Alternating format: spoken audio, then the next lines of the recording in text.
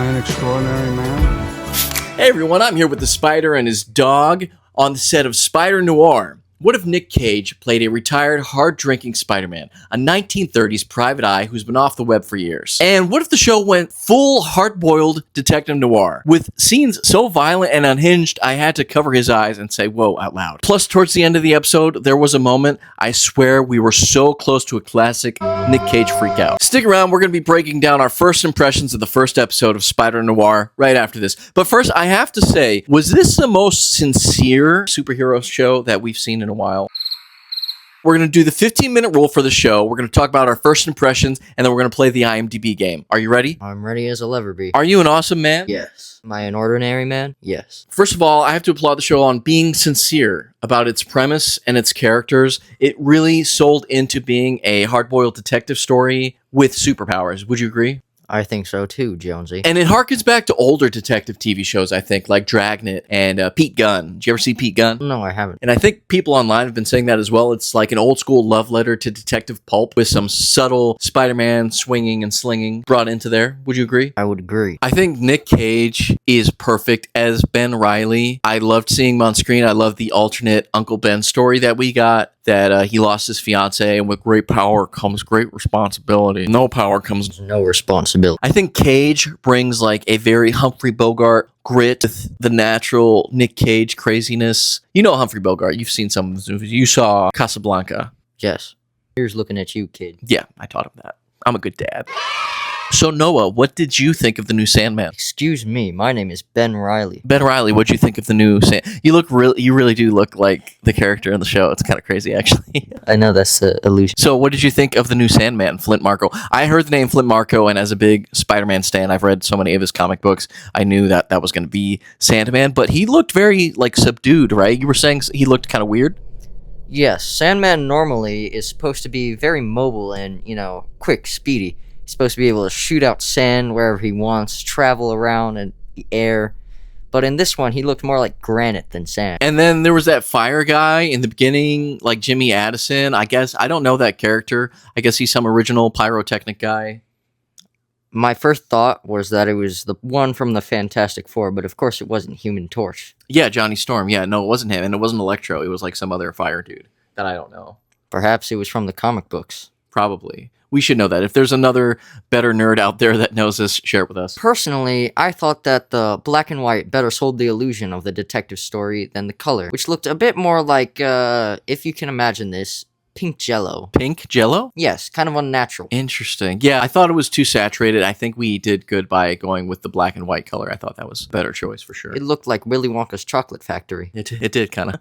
Another thing I wanted to mention, we were watching the show. We were thinking it was like PG, maybe PG-13. There was a really violent scene, like halfway, like very brutal, graphic, violent scene halfway through that I was very uncomfortable. I've seen some things in my time of being a private investigator. And I feel like for detective stories, the ultra violence happens off screen, and I sometimes find that to be more effective than just like an on screen. Like, it just, what did you think? Well, do remember, this is a more modern detective story. It is. Yeah, like maybe closer to like a Sin City. Not that no one knows what that is, but you in the audience might know what that is. You're not seeing that movie until you're a grown man, and I have no control. I am a grown man. You are noir. You think my name is funny? No, funny, no. You think my name is funny, punk? No, please don't hurt me. I'll bust you up, No, buddy. please don't hurt me. I'll do anything. Wait, aren't you supposed to be a good guy? Oh, yeah. Sorry. Good cop, bad cop. Oh, okay, I see. Okay, my favorite moment was towards the end. They showed what was going to happen in the season, and there's one moment that reminds me of that famous YouTube video of Nicolas Cage freaking out. And he's sitting in a bar, and these other guys are like making fun of Spider-Noir. He's like, maybe, he's just a regular guy. I don't know if that's a good Nick Cage impression, but I'm going to show the clip anyway. Did that remind you of the famous Nick Cage I've never freaking out? seen it, personally. You've never seen it? I have to show you that. I told you this 2 minutes ago. Okay, yeah, but we have to pretend that this is just now happening for the camera. I've never seen it before. You've never seen it before? I haven't. Oh my goodness. I'm so excited to show it to you for the first I'm time. excited to see it. Wow, all right. Play it right now. Here we go. The famous Nick Cage freakout. This is so funny. Sorry about the language, but this is the reason they made the lightness of being Nick Cage. That movie where Nick Cage plays himself was inspired because of this montage that made Nick super famous again.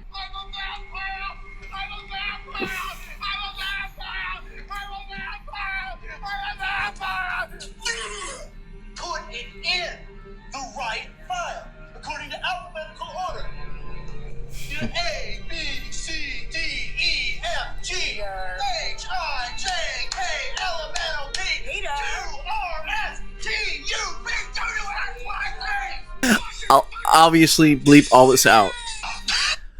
Okay, well, there's a lot of language. I didn't remember how much language. I swear they bleeped it out in the original video. But Nick Cage is famous for freaking out in his movies. It's like a meme. That video, I think, originally got hundreds of millions of views. I think it was re-uploaded or something like that. If you haven't seen it, it's very funny. There's also one with Arnold Schwarzenegger, like all his iconic lines, like, I'll be back, it's not a tumor, all that stuff. Anyway, those are our first impressions of Spider-Noir. We really liked it. We're excited to see where the show's going to go. We're going to try to watch it one episode a week, because I prefer watching episodes one episode a week instead of like all at once binging it, because I feel like you don't get to retain or remember it, and it lasts longer in like the social zeitgeist. I think that's what we're gonna do. Before we go, Oh, he's gonna reveal his identity. you think I'm stupid? Oh no. Spider, where are you going, Spider-Man? Taking my dog and leaving. No, don't leave us, Spider-Man. We need your help.